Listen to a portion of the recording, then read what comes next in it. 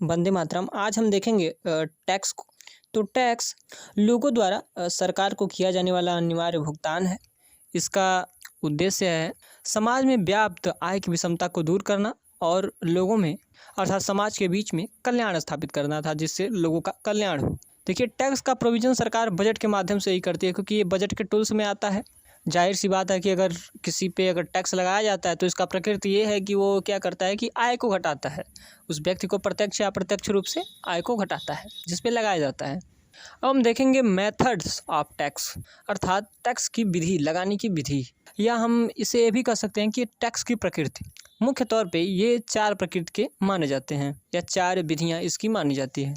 हम इसको ग्राफ के माध्यम से देखेंगे जिससे हमें बेहतर और आसानी से समझ में आए। सबसे पहला हम देखते हैं कि प्रोग्रेसिव टैक्स। यह एक आइडियल टैक्स माना जाता है, सबसे बेहतर। इसमें आय बढ़ने के साथ साथ, जैसे अर्थात देखिए आप एक्स एक्सिस पे देखिए किसे आय बढ़ रहा है, इसमें हमने लाख में लिया है एक्स एक्सिस पे आय को, और वाई एक्सिस पे हमने रेट को लिया है, टैक्स रेट को। तो इसमें जैसे जैसे टैक्स बढ़ता है तो इसमें जैसे जैसे आय बढ़ता है, अर्थात व्यक्ति की आय बढ़ेगी तो टैक्स की मात्रा भी बढ़ेगी, अर्थात टैक्स का जो रेट है वो इसमें चेंज किया जाता है। टैक्स की प्रकृति ऐसी होती है कि अपने आप ये चेंज होता रहता है, इसका स्लैब होता है, अपने आप चेंज होता है। तो जैसे जैसे व्यक्ति की इनकम बढ़ेगी वैसे वैसे क्या होता है, टैक्स बढ़ता जाता है। ये सबसे आइडियल माना जाता है। उसके अलावा हम देखते हैं दूसरा हम टैक्स देखेंगे रिग्रेसिव, जिसे हम प्रतिगामी बोलते हैं। इसमें ये सीधे उल्टा होता है, प्रोग्रेसिव से सीधे उल्टा होता है। इसमें जैसे जैसे देखिए हम एक्स एक्सिस पर हमने इनकम लिया है लाख में, और फिर वाई एक्सिस पे हमने रेट को लिया है। तो जैसे जैसे व्यक्ति की जो इनकम है वो घटती जाती है, अर्थात इसका मतलब ये होता है कि अगर जो अमीर है उस पर ज़्यादा कर लगता है और जो गरीब है उस पर कम कर लगता है। ये बहुत ही खतरनाक टैक्स होता है, ये कहीं भी अलाउ नहीं है, आइडियल नहीं है। हाँ, कुछ ऐसे कर होते हैं जिसमें इसके अंश पाए जाते हैं, हम आगे इसको देखेंगे।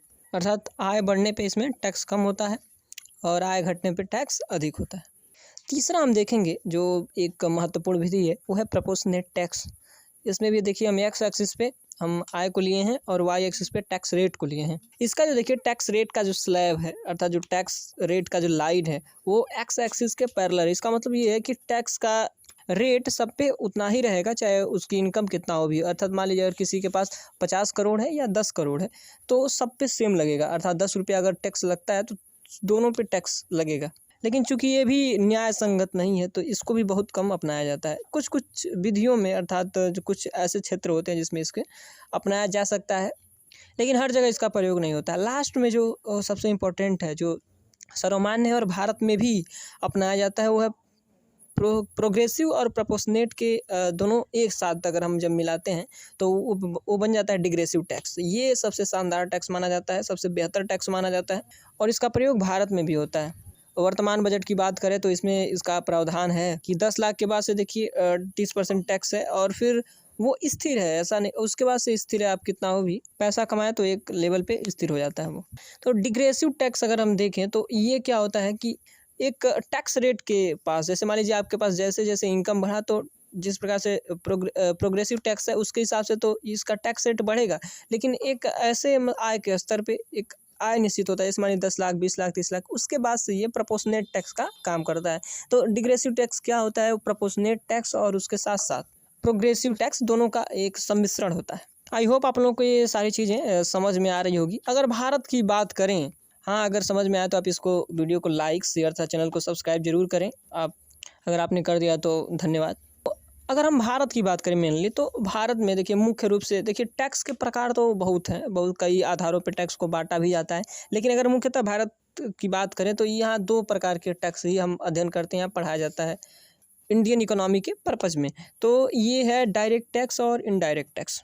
अब हम इनका डिफिनेशन देखते हैं। डायरेक्ट टैक्स वह होता है जो व्यक्ति पे अर्थात जिस पे लगाया जाता है उसके आय को वो सीधा प्रभावित करता है। देखिए एक कॉन्सेप्ट है यहाँ पे इंसिडेंस एंड इम्पैक्ट, तो इसकी चर्चा हम बाद में करेंगे। सबसे पहले हम डायरेक्ट टैक्स और इनडायरेक्ट टैक्स को देखते हैं। तो जिस पे लगाया जाता है उसके आय को ये सीधे तौर पे प्रभावित करता है डायरेक्ट टैक्स। जैसे मान लीजिए आय टैक्स, इनकम टैक्स हो गया, और फिर संपत्ति कर या कॉर्पोरेट टैक्स हो गया। उसके अलावा होता है कि इनडायरेक्ट टैक्स या अप्रत्यक्ष कर जिसे बोलते हैं, ये अप्रत्यक्ष रूप से व्यक्ति के आय या इनकम को प्रभावित करता है। ये उपभोग पे देखिए ये अधिकतर उपभोक्ता वर्ग को प्रभावित करता है, इसीलिए इसको बहुत ही सही टैक्स नहीं माना जा सकता, क्योंकि जो अधिकतर कंज्यूमर है उनकी जो कौन है, वीकर सेक्शन है अधिकतर, इसीलिए उन पे ये ज़्यादा प्रभावित होता है, इसीलिए इसको बहुत ही बढ़िया टैक्स नहीं माना जा सकता। तो इनडायरेक्ट टैक्स क्या करता है, व्यक्ति के जो आय हैं उसको इनडायरेक्ट रूप से प्रभावित करता है। अर्थात मान लीजिए कोई बिस्किट खाने गया तो 5 रुपये का बिस्किट है तो 4 रुपये तो उसका बिस्किट के हो गए, लेकिन 1 रुपया उसमें छिपा है टैक्स के रूप में। जैसे हम लोग देते हैं, जैसे मान लीजिए हम लोग खरीदते हैं मार्केट में, तो व्यवहारिक रूप में इस प्रकार से इसको लगाया जा सकता है। इनडायरेक्ट टैक्स में अगर मान लीजिए तो आता है एक्साइज ड्यूटी। एक्साइज ड्यूटी को हम देखिए क्वांटिटी टैक्स भी या एक्साइज ड्यूटी भी बोलते हैं। उसके अलावा हम देखेंगे सेल्स टैक्स बिक्री कर। तो इसमें देखिए सबसे पहले तो वैट था, वैल्यू एडेड टैक्स, ये सभी राज्यों में अलग अलग था। तो हम एग्जांपल ले रहे हैं तो सभी राज्यों में अलग अलग था। तो जो कंपनियां थी विदेशी, तो जहाँ पे वैल्यू एडेड टैक्स था, सेल्स टैक्स जो कम था, वहाँ पे वो आना चाहती थी। लेकिन देखिए वर्तमान में वर्तमान गवर्नमेंट ने क्या किया, जीएसटी ला दिया है। तो वैल्यू एडेड टैक्स वगैरह को हटा के हर राज्य में उस चीज़ का जो बिक्री कर है वो सेम रहेगा गुड्स एंड सर्विस टैक्स के रूप में, जो एक बढ़िया डेवलपमेंट है। एक ध्यान देने वाली बात ये है कि जो इनडायरेक्ट टैक्स है, अप्रत्यक्ष कर है, ये सबसे ज़्यादा किस में लगाया जाता है, तो गुड्स एंड सर्विस टैक्स में सबसे ज़्यादा इसमें प्रयोग होता है, गुड्स और सर्विस में ये अधिकतर लगाया जाता है। हम क्यों अधिकतर कर रहे हैं, क्योंकि एक दो ऐसे हैं जो डायरेक्ट टैक्स हैं लेकिन फिर भी गुड्स एंड सर्विस में लगाए जाते हैं। उसको देखिए हम बारी बारी से देखते हैं। सबसे पहले देखिए हम गुड्स एंड सर्विस टैक्स की बात अगर करें तो इसमें हम 3 प्रकार के टैक्स को देखेंगे। सबसे पहले है क्वांटिटी टैक्स या एक्साइज ड्यूटी। इसमें वस्तु पे लगता है ये कर क्वांटिटी के आधार पर। जैसे मान लीजिए आपने कोई 50 ग्राम लिया तो वो 5 रुपये का है, तो उस पर कुछ टैक्स की मात्रा जोड़ी जाएगी और फिर आपको वो कौन देता है, कंज्यूमर देता है। क्योंकि अगर मान लीजिए प्राइस तो बढ़ेगा उसका, अगर टैक्स लगेगा तो जाहिर तौर पे ये प्रोड्यूसर उस समय पे कर रहा है, लेकिन वो क्या कर रहेगा, इसके जो रेट है उसको बढ़ा देगा। तो इसको भरना किसको पड़ेगा, ये कंज्यूमर को भरना पड़ेगा। ये एक प्रकार का इनडायरेक्ट टैक्स है। दूसरा हम देख लेते हैं वैल्यू टैक्स या वैल्यू, जिसे एड वैलोरम टैक्स भी बोला जाता है। यह मूल्य पर लगता है, अर्थात ये प्राइस पे लगता है कि किसी भी वस्तु की प्राइस अगर 10 रुपया है तो 1% टैक्स है, अगर 20 रुपया है तो 2% टैक्स है। इस प्रकार से उसकी वस्तु के मूल्य पर ये टैक्स लगता है, क्योंकि ये भी एक प्रकार का अप्रत्यक्ष कर है। लेकिन तीसरा एक ऐसा कर है जिसे हम लंप सम टैक्स या एक मुश्त कर बोलते हैं। तो इसमें देखिए ये जो प्रभावित होता है लंप सम टैक्स, ये बहुत ही डेंजरस टैक्स है एक प्रकार से टैक्स की दुनिया में, क्योंकि ये सेम टैक्स लगता है। जैसे मान लीजिए कि कोई भी अगर किसी का कोई उत्पादन हो रहा है और ऐसे मान लीजिए 10 कुंटल सप्लाई करना है, या कोई ऐसा कारपोरेट है जिसको उसी चीज़ का, जैसा कोई ऐसी कंपनी है जिसको उसी चीज़ का 50 करोड़ का सप्लाई करना है, कोई ऐसे उससे छोटा है तो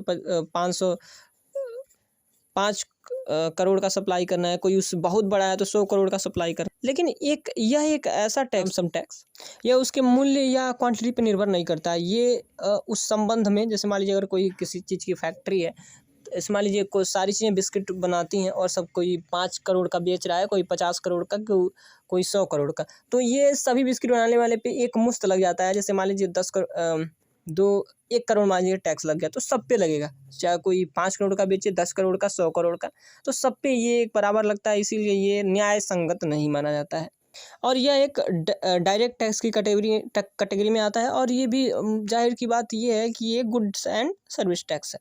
हाँ, अगर इसका प्रभाव पूछे, देखिए एग्ज़ाम्स में इसका प्रभाव पूछेगा तो इसका प्रभाव प्रतिगामी जो रिग्रेसिव टैक्स है उसकी कैटेगरी में इसको माना जाता है। अगर हम देखें तो हमने बहुत ही कम समय में बहुत सारी चीज़ों को, टैक्स के बारे में हमने बहुत सारी चीज़ों को कवर किया है। अगर आपको वीडियो पसंद आया तो आप इस वीडियो को लाइक, शेयर तथा चैनल को सब्सक्राइब जरूर कीजिएगा।